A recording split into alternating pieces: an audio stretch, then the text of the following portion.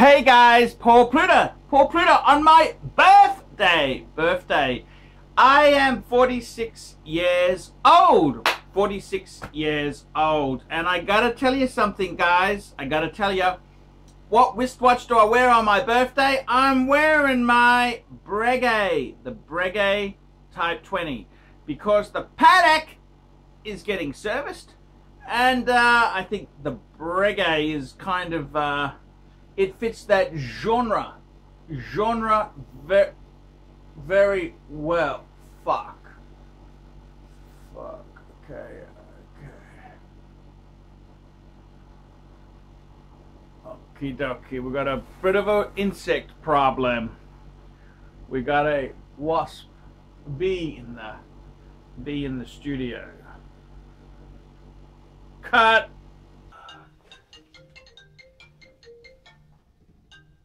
Okay, bee's gone. So guys, I wanted to tell you, I wore the Breguet, because it's a cool watch. I love my Breguet, and I got the paddock in the service center.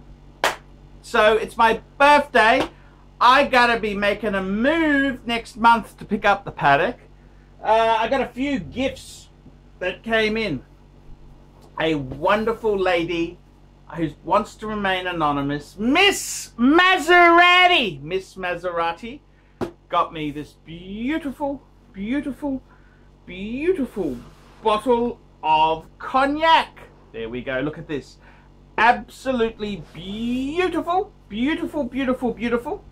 That was a very sweet gift there indeed. The good friend of mine, Stephen Brooks, he has filled the fridge, the Heineken, and the what's the other one? There was a cider at the back there. So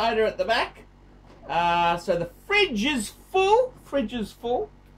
I had some really wonderful gifts came in, some wonderful birthday wishes. So I'm over the moon, man on the moon. I'm over the moon.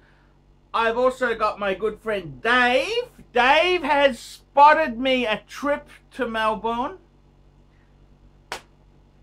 He spotted me a trip to Melbourne, and it's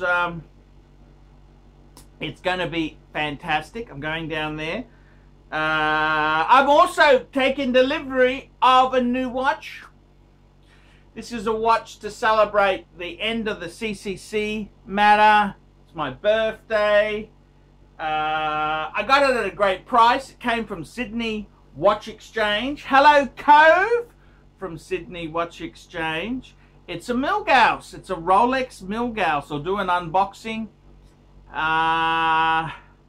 in a few weeks' time when I meet up in Melbourne. And this here is a very cool watch. I don't have the money. Money's been very tight, and Dave has been a real trooper, and he said, I tell you what, Arch, I know you're doing it tough. How about you give me the IWC Ingy as collateral? And once you pay that off, you can then take the Ingy back. So I don't want to let the Ingy out of my sight, but hey, it's a deal. It's a fair thing to do, because you don't want to be chased. I like to pledge some security there. So that is happening. So that's a good thing that's going on. So Archie's birthday. So I want to say thank you to everyone who sent me some donations, well wishes, and messages of support. I really do appreciate it. So there you go. ArchieLuxury signing out. For the next video, I'm not going anywhere, guys. I'm just making some more vids. Hey guys, save money today. What are you going to do? What are you going to do when things get tough? When money gets tight? You're going to extend the maintenance.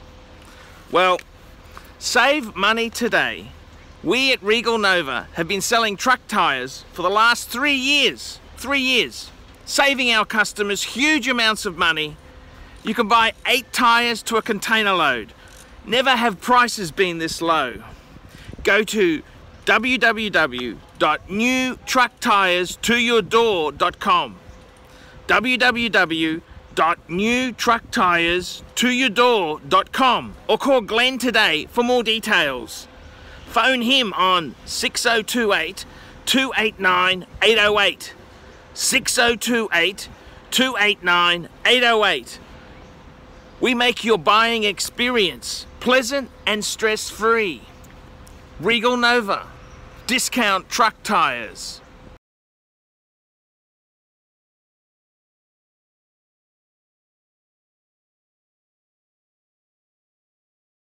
Thing is, Dave, the problem with watch people, it's simple. They're in a hobby where they don't have enough money to actually buy the stock. Okay, so they are short of money. They are short of moolah. Okay, so you got people who are overstretching for something that they want. So there's all this emotion. Like, take out their house and their car. This is probably the largest purchase most people make, right? So that if they've got a family or a wife, they don't have much money left over. Once you take mortgage out and a car payments, there's not much money left over. So these are seriously a luxury item. These are not necessities. Watches are luxury items that you need a lot. They're a very expensive hobby. You're never satisfied with one watch, are you? You want to have a collection. You want a few. You want a GMT, you want a chrono, you want a sub diver. You want a kind of a collection. And this is the problem. It's such an expensive hobby. People need to do things to fund it, to facilitate. There's shortcuts. And one of the ways to shortcuts is to be a cunt.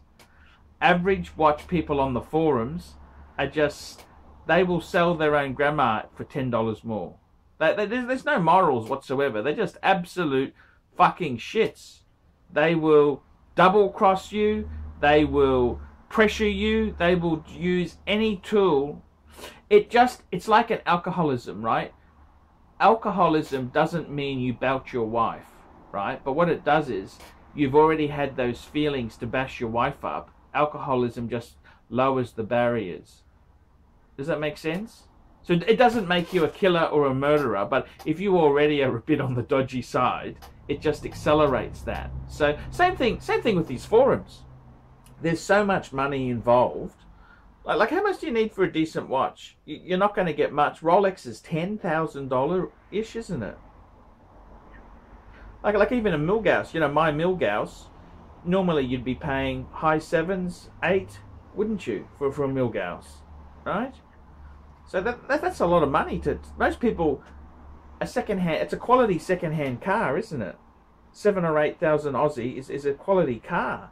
So it's a lot of money. They can't afford it. They're often overcommitted. They've got an extra credit card they didn't tell their wife about. They're under pressure. And it's also ego. It's ego that's pushing them to buy the next watch, the next horological piece. All ego. It's all ego. My dick is bigger than yours. I want to have a better collection. It's all ego, nastiness. It's really. That's why watches are such a men's sport, because men can be just nasty, materialistic fuckers. You see, that's what it is. It's a huge hobby because they can say, I got a bigger dick than you. I got a better collection than you. That's what it's about. And they will fucking stiff you. There is no loyalty or honor amongst thieves. They're a bunch of turds, really turds. And it's no wonder you're dealing with people's emotion. Like good customers, me and you are good customers. If we say we buy something, we buy it. These guys pull out at the last minute. They want to do a swap. They want to do this. They're really not good, honorable people to do business with. A lot of these watch people are just, they got champagne tastes on a beer budget. Hi guys, I'm Paul Pluter. I'm the method actor who plays Archibald Chesterfield III on the ArchieLuxury channel. I'm also a rail advocate, and today I want to talk about Jesus. That's right, I want to talk about Jesus. Is there a God? And as somebody who lost their mother when I was 15 years old, Christianity and is there a God and all that sort of thing has always been a bit of a contentious issue. However, let me tell you this. In March, early March, actually,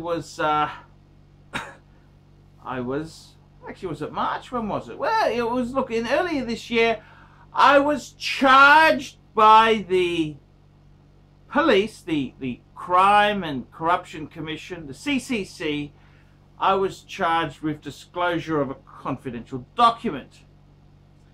And since I was charged, I can actually reveal that I was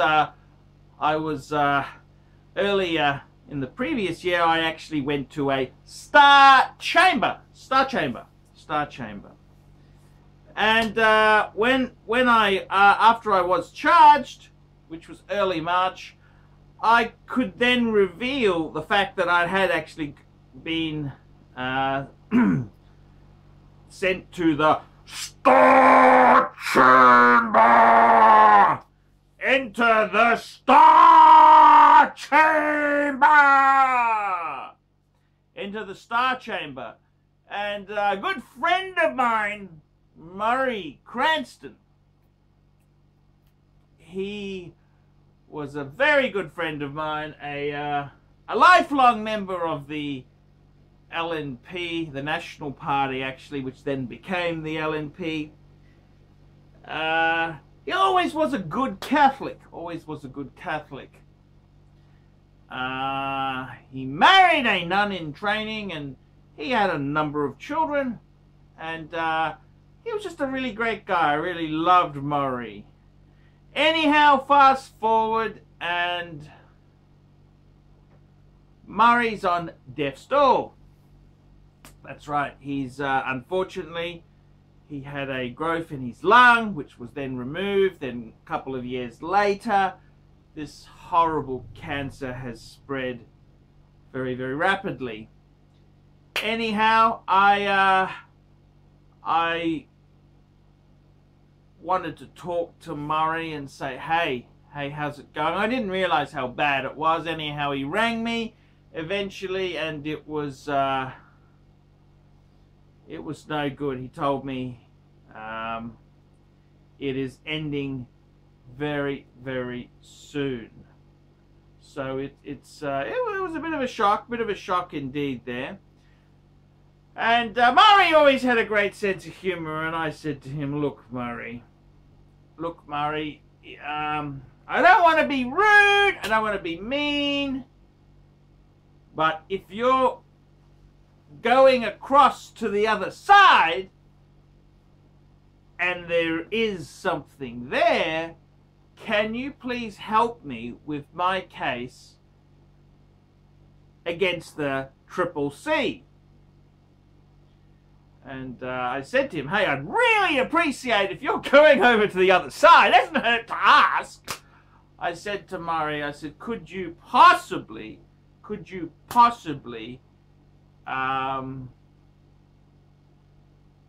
get me to win? Could you get this thing over with? And you know, I didn't want to have jail time or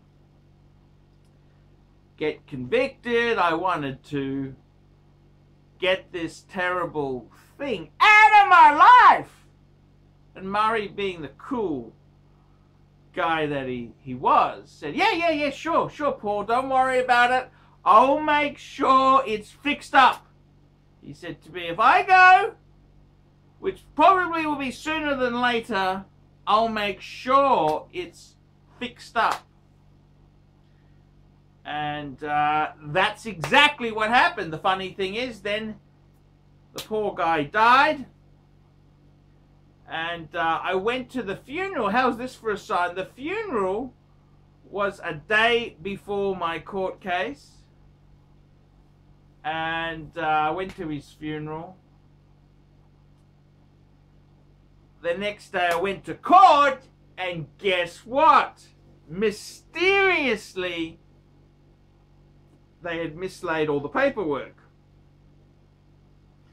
So I went home. My barrister did say to me, "Hey, Archie, just calm down. It's not quite over." He said, "Just hold it." Anyhow, that night I had a few drinks and a few toasts to Murray, and sure enough, guess what happened? Murray may have got the paperwork lost, but the filth came over the next day and gave me a new notice to appear. It seemed that Murray had an intervention with the paperwork, but the CCC wasn't going to take that lying down. No. They came out again. Again, Murray helped me further because they had actually given me a new court date, which fell on a public holiday. And then what happened was, well, they then discovered this and they came out again and gave me a new date. So Murray's trying to be helpful. He's got them to lost their paperwork. He threw a few spanners in the works. And it kind of, you know, the wrong day. And they just ballsed it up there. Murray, I honestly think it was heavenly intervention. Heavenly intervention. So, anyhow, what happens then? Of course, they come out. See, they're a very tenacious bunch. They weren't going to take no for an answer. So, I got to tell you, then what happened, that it goes to, we went, next lot, it's in the system, yada, yada, yada. And, what happens then? Well, one can only assume it's divine intervention, because the prosecutor, he was sick, so they had to stand in, and they'd made a few mistakes. So I seriously think the CCC should Star Chamber, Jesus, God, and St. Peter, and Murray. They should Star Chamber those individuals. That's what I think they should do. They should Star Chamber those individuals. And I gotta be honest with you, I think there was a divine intervention. I think the Triple C should interview them. I think they should send them to a coercive hearing, and they should throw the book at them. Yes. So to answer your question, is there a God? It seems highly possible. And, you know, you ask for things, but he can't always give you things. Like, I asked Murray if he could, you know, do a few things. They were still tenacious, very tenacious fuckers. So, yeah. Is there a God? That is the question. I still think the Triple C should Star Chamber Jesus, God, the Holy Spirit, St. Peter, Murray, deceased. They should Star Chamber them. That's what I think should happen. So, yeah. That's my story. And, very interesting turn of events. I think a coercive interview, a Star Chamber, is in order. I'm Paul Pluter. Tell me what you guys think of that.